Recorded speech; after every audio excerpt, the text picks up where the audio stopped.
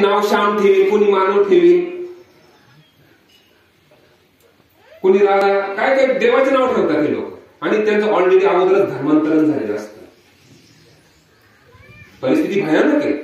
संकट आपल्या वेशीपर्यंत येऊन ठेपलेलं आहे. आणि ही मुलं म्हणजे आपल्या राष्ट्राची संपत्ती आहे. पूर्वीच्या काळी 4-4, 5-5, 6-6 मुलं व्हायचे. 2 दारू निघले, 2 मेले तर 2 शिल्लक राहायचे. आता एकच एक आहे. गेलं वंश बुडे राहिले, वंश बुडे. म्हणून मुलं ही खऱ्या अर्थाने राष्ट्राची संपत्ती आहे. मुलं असा वागला, मुलगा तसा वागला, मुलगी हे केलं, मुलगी पळून गेली. त्या मुलीला मी कधी सीता सांगितली का? त्या मुलीला कधी उर्मिला सांगितली का? मंदोदरी कधी सांगितली का? रावणाची होती, रावण वाईट होता, परंतु किती वाईट होता तरी मंदोदरीने साथ पण दिली आणि त्याच्यातून काढण्याचा पण प्रयत्न केला. त्या मुलाला कधी आम्ही राम सांगितला का? कधी कृष्ण सांगितला का? नाही सांगत. आता मी बरेच आमच्या गावामध्ये सांगून राहिलो आई वडिलांना, तुम्ही तर याच परंतु तुमच्याबरोबर तुमच्या मुलांना सुद्धा घेऊन या. नाही पोराला काय करायचे, पोरपुढे अजून म्हातारे झाले. अरे आता तू म्हातारपणी करायचंच नसतं. हा वेळ पण देवाला फुल वाहताना आपण टवटवीत उमरलेलं फुल वाहतो. ईशावास्य उपनिषदामध्ये सांगितलेलं आहे, भौतिक शिक्षण हे मुलांना 5 वर्षापासून देण्याबरोबर तुम्ही आध्यात्मिक पण शिक्षण द्या. किती वर्षापासून? वयाच्या 5व्या वर्षापासून. पण ते दिलंच जात नाही. म्हणून आपल्या सर्वांना विनंती आहे की आपण मुलांना मुलीला कीर्तनाला प्रवचनाला घेऊन जात जा. स्वामी समर्थ केंद्रामध्ये पाठवत चला. मी डिस्टिंक्शन मध्ये पास झालेलो आहे. कुठल्या प्रकारची अंधश्रद्धाने मी नास्तिक होतो. मी तिकडून इकडे आलेलो आहे, प्रवास उलटा झालेला आहे माझा. परंतु देव आहे. असो, पुढचे 5 ते 7 मिनिट आपला वेळ घेतो फक्त.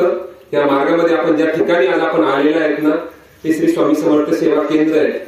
त्या स्वामी समर्थ सेवा केंद्राची जी परंपरा आहे ती खूप मोठी आहे. परंपरा त्याचे कुलशुद्ध. तुम्हाला वाटेल बा ही काय जुनी शाळा आहे, निर्लेखन झालेलं आहे, इथं काय नेमकं. 2024 पासून ह्या वर्गामध्ये पहिले 10वीचे पिणारे मुलं बसायचे, शेळ्या बसायच्या. केंद्र सुरू झालं त्यावेळेस आम्ही किती मोठ्या बाटल्या दारूच्या उचलून टाकलेल्या आहेत. पण 2024 पासून इथं अनेक प्रकारचे स्तोत्र, मंत्र, यज्ञ, याग, होम, हवन झालेले आहेत. एक छोटासा अनुभव सांगतो. आता गेल्या उन्हाळ्यामध्ये बालसंस्कार शिबिर घेतलं ना आपण. 700 मुलं होते. इथं जागा कमी पडते म्हणून संध्याकाळच्या वेळेस आई वडिलांना बोलवलं.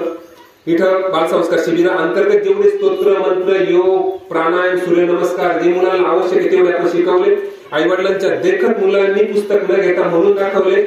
साधारण 3 तास तो कार्यक्रम चालला. आपला जेवणात सहित होता. 11:15 वाजले होते. एक आर्या नावाची मुलगी देवपूरची आई वडिलांबरोबर आलेली होती. ती मुलगी देवपूर बालसंस्कारला जाते तिथं, पण इथं पण ती मुलं इथं घेऊन आलेली होते. आणि इथं म्हणे आई मला ताण लागली, माझं जेवण झालेलं आहे, मी जेव्हा पाणी प्यायला पुढे जाऊ, जार इथं ठेवलेले होते, पाण्याचा हापसा इथंच आहे. म्हणे तुझा आमचं जेवण झालं का पत्रावळी टाकून तुझा तोपर्यंत केंद्रामध्ये. ती मुलगी इथं आली. इथं तोपर्यंत इथं कोणीच नव्हतं. पलीकडे सारे सेवेकरी बसलेले होते. ती मुलगी इथं आली. इथं आल्यानंतर हातपाय धुतले आणि औदुंबराच्या झाडाजवळ आली तर थोडीशी थांबली. आणि तिकडून 2 मिनिटात तिची आई, तिची चुलती वगैरे गावातले महिला आले 4-5. ती थोडीशी घाबरलेली. म्हणे काय ग? म्हणे काय नाही, इथं एक बाबा बसलेला म्हणे औदुंबराच्या झाडाखाली बसलेला होता म्हणे. तो नमामि शंकर शिवाय शंकर म्हणून राहिला म्हणे. कसा होता म्हणे? त्याने लंगोट घातलेली होती आणि मला पाहिलं मध्ये गेला म्हणतो बाबा. म्हणे चाल बरं. म्हणे एका फोटो मध्ये जो बाबा बसले तो बाबा बसला होता म्हणे. म्हणे गया नाही, म्हणे जिंदा है. हे अभिवचन स्वामींनी दिलं होतं. ह्या लहान मुलाची वृत्ती म्हणजे जी वृत्ती खूप निरागस असते आणि तो त्याला घराकडे भेटतो. त्यासाठी दत्तप्रभूंनी जे 24 गुरु केले त्याच्यापैकी लहान मुलाला सुद्धा गुरु केलेले, कुमारिकेला सुद्धा गुरु केलेले. ज्ञान जिथून मिळेल तिथून आपण घ्यावं. दत्तप्रभू जर 24 गुरु करतात आपण किती केले पाहिजे? कमीत कमी 100 तरी केले पाहिजे. माझे मानस गुरु स्वामी विवेकानंद आहे. माझे मानस गुरु ज्ञानेश्वर माऊली आहे. माझे मानस गुरु डॉक्टर बाबासाहेब आंबेडकर आहे. देहधारी गुरु तर परमपूज्य गुरु माऊली आहे. जिथून ज्ञान मिळेल तिथून. स्वाध्यायाची पूजनीय दादाजींना मी गुरु मानतो माझे. आर्ट ऑफ लिव्हिंगचे श्री श्री रविशंकरजी यांना मी माझा गुरु मानतो. यशस्वायचे ऋषी प्रभाकरजी नुकतीच त्यांच्याकडून ती संजीवनी दीक्षा मी घेऊन आलेलं आहे. मला नाही कधी फरक वाटला, भेद कधीच नाही वाटला. विष्णुबाईच्या काही वैष्णवांचा धर्म भेदाभेद भ्रम अमंगळ भेद घालवण्यासाठीच अध्यात्म आहे. इथं येऊन जर भेद निर्माण होत असेल तर मग ते अध्यात्म म्हणजे एकत्वाने वेधून टाकणारे चैतन्यचित्र. अध्यात्म म्हणजे पंचमहाभूतांचे ईश्वराशी चाललेले सनातन हिरकूज. अध्यात्म म्हणजे नश्वर शरीर घडात उजळलेल्या चैतन्य ज्योतीचा साक्षात्कार. अध्यात्म म्हणजे सगुणाचा ध्यास निराकाराची अनंत ओढ. अध्यात्म म्हणजे जे जे भेटे भूत ते मानिजे भगवंत. हे अध्यात्म आहे. अध्यात्म नुसतं हे नाहीये माझं मुलाचं लग्न होऊ दे, माझं पोट दुखू राहिलं, पोरगा आता दारू प्यायला लागले, हे प्राथमिक बाब नाहीये. काम्य सेवेने परमेश्वर प्राप्ती होणार नाही. श्री स्वामी समर्थ सेवेला मार्गाला नाव काय दिले? श्री स्वामी समर्थ सेवा. इतर सेवा करावी लागते. बरं सेवा कोणी केली? आपण म्हणतो आम्ही तिथे जातात मुलगा आले बघा वेळापूर आलेले काय मागच्या वर्षी त्याने सेवा घेतली, कामच झालं नाही. 3 रविवार माझ्याकडे भांडायला आला, भाऊ तुम्ही सांगता काम नाही झालं, माझ्याकडे भांडायला या, माझं काम नाही झालं. म्हणलं काय सेवा करतो मला सांग बरं. करतो म्हणे अशी. माझ्या चेहरा कोण लगेच लक्षात आलं. म्हणलं माझ्याजवळ ते हर्षदाजी बसलेले होते. म्हणलं हर्षदाची काय सेवा चालली बघ बरं. म्हणे भाऊ 15 दिवस एक माळ घेतली होती म्हणे. बरं ठीक आहे, ती सेवा परत लिहून देईन. पुढच्या 15-20 दिवसात जर काम नाही झालं माझ्याकडे भांडायला, 5व्या दिवशी काम झालं, 7 लाखाचं पॅकेज भेटलं. बरोबर गोरे आलेले काय गेला कीर्तन गोरे. इतर सेवा करावी लागते. मग सेवा कोणी केली? सेवा शब्दीने केली. किती वर्ष केली? पूर्ण आयुष्य वयाच्या 13 वर्षापासून तर शेवटपर्यंत. परंतु वयाच्या 12 वर्षे झाले. 12 वर्ष तिला कोणाच्या आश्रमामध्ये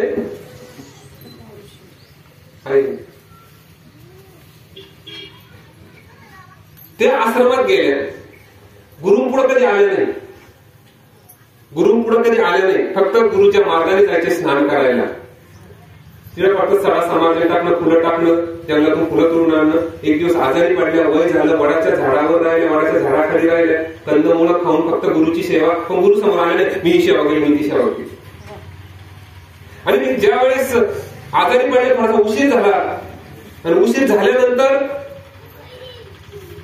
ऋषींचे शिष्य स्नान करण्यासाठी चालले होते.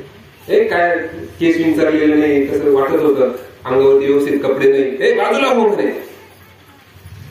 तुझी सावली नको आमच्यावरती. असं पद्धतीने ते गेले तर संपूर्ण ते तीर्थ पंपा सरोवर सडलेलं होतं. ते आले काल तर तीर्थ नितळगार होतं आणि आता पूर्ण तीर्थ सडलेलं आहे. गुरुंना विचारलं, मातंग ऋषींचा आश्रम होता. मातंग ऋषी म्हणजे आजचे मांग समाज. त्यावेळी जातीभेद नव्हताच. जातीभेद नंतर पडलेला आहे. मामयवंशी जीव लोके जीव होत सनातने प्रत्येक जीव हा माझा अंश आहे. एक सतविप्रा बहुधा वदंती, एकच सत्य जगामध्ये व्यापुने जाणकार त्याला वेगवेगळ्या नावांनी हाक मारतात. त्या जातीभेद हे धर्मभेद हे तुमच्या आमच्या लोकांनी पाळलेले वारकरी संप्रदायामध्ये 18 पगड जातील. त्याच्यात प्रत्येक संतांच्या घरी देवाने चाकरी केलेली. बरोबर आहे. स्त्री पुरुष भेद नाहीये वारकरी संप्रदायात. आपल्या अध्यात्मातच नाहीये. जनाबाई कोण होते? कानपात्रा एक श्यामा नावाची गणिका, तिची ती मुलगी, त्यांचा उद्धार केला देवाने नव्हतंच.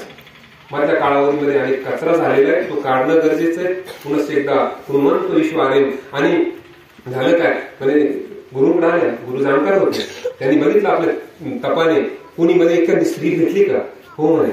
अहो ती खरं खरं गुरु भक्त आहे आणि भगवत भक्त आहे. तिची माफी मागा, अपमान केला तुम्ही, तिचे पाय धुवा आणि ते पाणी परत त्या तीर्थात टाका. टाकले शेवटीचे, ते पाणी सडलेलं पुन्हा नितळगार झालं. त्यावेळेस सांदीपनी ऋषींची त्यांची भेट झाली. कोणाची? शबरीची. 12 वर्ष होऊन गेलेली होती बरं का. मग सांदीपनी माफ करा, मातंग ऋषी भेट झाल्यानंतर मातंग ऋषींनी सांगितलं का आता थोड्या दिवसामध्ये माझं निर्माण होणार आहे, तिथले शिष्य विखुरले जाणार आहे. पण जे भगवंताचं दर्शन माझ्या नशिबामध्ये नाही ते दर्शन तुझ्या नशिबामध्ये. असाच फुलांचा सडा रोज टाकीत जा. एक दिवस प्रभू रामचंद्र इथे येणार आहेत, तुला भेटणार आहेत. शबरीला आता अजूनच इच्छा जागून झाली. राम येते. सकाळी उठली, फुलं तोडून आणले, कंदमूळ आणले जंगलातून आणि वाट बघत बसली. रामा रघुनंदन आश्रमात या कधी रे रेशील. संध्याकाळ झाली, राम नाही आला. डोळ्यात पाणी आलं. माझ्या गुरुंनी सांगितलं राम भेटेल. आज नाही आले. उद्या परत फुलं, परत सारा समाज, परत कंदमूळ. आज पण नाही आले. एक दिवस नाही, 2 दिवस नाही, पूर्ण 12 वर्ष शबरी अशीच वाट पाहत राहिली. एक दिवस देवाला यावंच लागली. जेव्हा देव आले त्यावेळेस उष्टे बोर खाले शबरीचे आणि सदैव शबरी रामाच्या चरणामध्ये विलीन झाली, खाली राहिली फक्त मुठभर राख.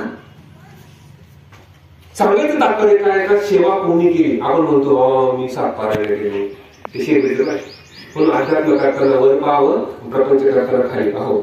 खाली पाहावं म्हणजे माझ्यापेक्षा किती लोक दुःखी आहेत, कोरोनाच्या काळात किती लोक गेले, परमेश्वराने कमीत मला जिवंत ठेवलेले. वाचा ना ज्ञानेश्वर माऊलींचं चरित्र, बघा ना तुकोबरायांचं चरित्र, बघा ना एकनाथ महाराजांचं चरित्र. किती संघर्ष, किती त्रास आहे, किती बदनामी. मग हाय काय त्याला? म्हणून तर ते आज जगदवंद्य झाले. अनेक फुले फुलती फुलोनी या सुकोनी जाती, कुणी त्याची गणती महती न ती ठेवली असे. अनेक जण जन्माला येतात, हम दो हमारे दो, एक दिवस मरून जातात. आमच्या सारखे येतात मेल्यानंतर, मेलेल्या माणसाचे फोटो ठेवू नये, तो फोटो जातो. अनेक फुले फुलती फुलोनी या सुकोनी जाती, कुणी त्याची गणती महती न ती ठेवली असे. पण जे गजेंद्र शुंदेने उपटिले, श्री हरी चरणी अर्पिले, कमल पुष्पते अमर ठेले मोक्षदायी पावन. गजेंद्र नावाचा हत्ती स्नान करायला गेला, मगराने पाय धरला, आहे नाही शेवटी त्याची ताकद कमी पडली म्हणून मुलाबाळांना बायकांना आव्हान केलं मला वाचवा, अख्खे पळून गेले. शेवटी एक फुल उमललेलं होतं त्या सरोवरामध्ये, ते तोडलं आणि वरती केलं श्रीहरी, हरि ओम गजेंद्र मोक्ष स्तोत्र. आणि त्या श्रीहरीला धावत यावं लागलं त्याला वाचवलं. पण जे गजेंद्र शुंडेने उपटिले, श्री हरी चरणी अर्पिले, कमल पुष्पते अमर ठेले मोक्षदायी पावन. ते फुल आमच्या लक्षात आहे, कारण त्यांनी आपलं जीवन पद. आज शिवाजी महाराज की जय म्हणायला सांगावं लागत नाही, तुकाराम महाराज की जय म्हणायला सांगावं लागत नाही, आहे की नाही? कारण त्यांनी आपलं जीवन पुष्प कोणाला? जनी जनार्दनाला अर्पण केलं. म्हणून ते आमच्या लक्षात आहे. आमच्या खापर पंजोबाचं नाव आमच्या लक्षात नाही, बरोबर आहे काय? म्हणून पुढे चालत असताना आपण ज्या ठिकाणी आलेलो आहोत ना, त्याची गुरु परंपरा थोडक्यात सांगतो. ते स्वामी समर्थ महाराज 1149 साली धरती दुर्गम बालक मूर्ती म्हणून प्रगट झाले. दत्तप्रभू पंजाबमधील छेनी या गावी. दत्तप्रभूंचा मूळ आविष्कार हा सत्ययुगामध्ये झाला. सत्ययुगाच्या आरंभी ब्रह्म विष्णू ताईंनी त्या दिवशी खूप सृष्टी निर्मितीची रचना कशी केली भगवंताने ते सांगितलेले. त्याच्यामध्ये आत्री आणि अनुसूया माताचा विवाह झालेला आहे. आत्री ऋषी हे ब्रह्मदेवाचे 10 मानसपुत्रापैकी एक.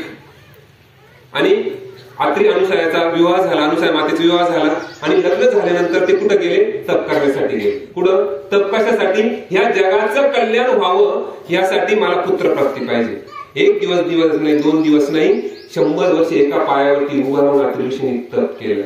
अर्थात अनुसूया माता म्हटल्या नाही किंवा अनुसूया मातेची आई अशी म्हटली नाही ये दुसरा पाहून देते, कवर त्याच्या नादी लागते. आता तेच बघणार पुण्याला नेलं नाही म्हणून घटस्फोट झालेला केंद्रात मी बघितलेलं आहे. फक्त तो मुलगा म्हणत होता 2 महिने थांब, पगार वाढला तुला घेऊन जा कोरोनाच्या काळावर. अनुसूया मातेने तप केलं. अर्थात अनुसूया मातेचंही तप झालंच ना. आणि एवढं तेज निर्माण झालं की सहस्रदलातून ज्योती बाहेर पडली छान पैकी तेजस्वी एकदम. ब्रह्म विष्णू महेश प्रकट झाले. आपल्या गणाचे एवढं कठोर तो कशासाठी करताय? त्यांनी सांगितलं की तुमच्यासारखे पुत्र जगाचं कल्याण होण्यासाठी मला पाहिजे, मला सांभाळण्यासाठी नाही. मग ब्रह्म विष्णू महेशाने सांगितलं की आमच्यासारखे आम्हीच येतो म्हणे. मग त्या 3 ऋषींचं रूप घेऊन आले. त्रिगुणात्मक अवतार दत्त अवतार झाला. त्यानंतर रामायण घडलं. रामायणाच्या अगोदर परशुरामांचे गुरु दत्त प्रभू आहेत. परशुराम आणि सहस्र अर्जुनाचे युद्ध झालेले बघा. सहस्र अर्जुनाने परशुरामांचे वडील जमदग्नी ऋषी आणि माता रेणुका माता त्यांची गाय पळवली, कपिला गाय. ते मागायला गेले जमदग्नी ऋषींचं मुंडक तुटवलं. कोणी? सहस्र अर्जुनाने. ज्यावेळेस परशुरामांना कळालं आपल्या पित्याचं मुंडक उडवलं, मारले, या सहस्र अर्जुनाचे हात पण तोडले. सहस्र अर्जुनाचे गुरु पण दत्त प्रभू आणि अख्खे क्षत्रिय पृथ्वीवरचे उन्मत्त झालेले त्यांना मारलं. त्यांनी नंतर मोर्चा वळाला कुठं? ब्रह्मदेवाकडे वळवला होता, कारण त्यांनी बाजार मांडला होता. मग एकाला सांगितलं काय माझ्या प्रश्नाचं उत्तर दे, मी कोण आहे? त्याने सांगितलं की याचं उत्तर मी नाही देऊ शकत, तुम्ही त्र्यंबकेश्वरी दत्त अवधूतांचा वासी, तुम्ही तिथं जा. गेले कोण? परशुराम. परशुराम गेल्यानंतर परशुरामांनी विचारलं मी कोण आहे? पण परशुराम तिथे गेले तर अगोदर मांडीवर एक सुंदर स्त्री बसलेली, हातात दारूचा ग्लास. कोणाच्या? दत्तप्रभूंच्या. पुढं मोठा जग, डोळे लालबंद झालेले दत्तप्रभूंचे बरं का. विचारला आता याचं कामच झालं म्हणजे मुंडकं जोडवायचं. मी कोण आहे हा प्रश्न विचारला. त्यांनी सांगितलं का तू शुद्ध पवित्र शाश्वत असा आत्मा आहेस. न जायते न मरेते वा कदाचित नाय भूत्वा भवितान होय आयो नित्य शाश्वतोयम पुराणो हन्यते हन्य मानवी शरीर. त्याचा कधी जन्म होत नाही, त्याचा कधी मृत्यू होत नाही. शरीराचा नाश झाला तरी ते तत्व ते चिरंतन आणि शाश्वत असतात. चिरंतन तू असा आत्मा आहेस. उत्तर जरा वेगळं ऐकायला मिळालं. परशुरामाने साष्टांग दंडवत घातलं. ती स्त्री गायब झाली. 3 मुख 6 हात आणि गायी 4 पुत्रे या रूपामध्ये दत्त अवधूतांनी परशुरामांना दर्शन दिलं. याचा अर्थ त्रेतायुगाच्या अगोदर दत्तप्रभू होते. त्रेतायुगात रामायण घडलं. रामायणामध्ये उल्लेख आहे अत्रि ऋषींच्या आश्रमामध्ये प्रभू रामचंद्र, लक्ष्मण भैया आणि सीतामाता आलेले आहेत. 3 दिवस त्या राहिलेल्या आहेत. माऊला त्यांचा आश्रम आणि अनुसया माता ह्या सीतामातेच्या गुरु आहेत. रामायण वाचन सीतामातेचं ओटी भरण केलं निघायच्या वेळेस त्यावेळेस पिवळ्या रंगाची जी साडी दिली ही कधी फाटणार पण नाही, कधी मळणार पण नाही. ही अनुसया मातेने दिलेली आहे. उल्लेख आहे ग्रंथामध्ये. वाचा. म्हणजे रामायणात सुद्धा दत्त अवधूत द्वापार युग नवशाचा पुत्र ययातीचा पुत्र यदू. हे तारुण्य मागून घेतलं बघा. पूर्वीच्याकडे हजार वर्ष लोकांना आयुष्य असायचं. तारुण्य मागून घेतलं. 4 मुलं होते ययातीला. त्याच्यापैकी यदूने तारुण्य दिलं. 1000 वर्ष उपभोग भोगले. इंद्रियांची तृप्ती झाली नाही. अरे माझे उपभोग भोगण्यासाठी इंद्रियांचे मी माझ्या मुलाचं तारुण्य मागून घेतलं. वैराग्य आलं. मुलाला त्याचं तारुण्य देऊन टाकलं आणि तुला आत्मज्ञान देणारे सद्गुरू लवकरच भेटतील असं सांगून त्याला तारुण्य देऊन टाकलं. ययाती निघून गेला आणि पुढे दत्त अवधूत भेटले. कोणाला? यदू. आत्मसाक्षात्कार झाला. 24 गुरु मी कोणते कोणते केले. जो वेजायचा घेतला गुण तो गुरु केला मी जाण. गुरुशी आले अपारपणे जग संपूर्ण गुरु दिसे. 24 गुरु कोणते केले याचं बघा स्वतः दत्त प्रभूंनी यदूला केलेले आहेत. आणि त्यांच्या नावापुढे पुढे काही यादव नाव पडलं आणि त्या यादव कुळात कोण जन्माला आलं? भगवान श्रीकृष्ण. पुढे येऊया आपण. आता कलियुगामध्ये वारकरी संप्रदाय आमच्या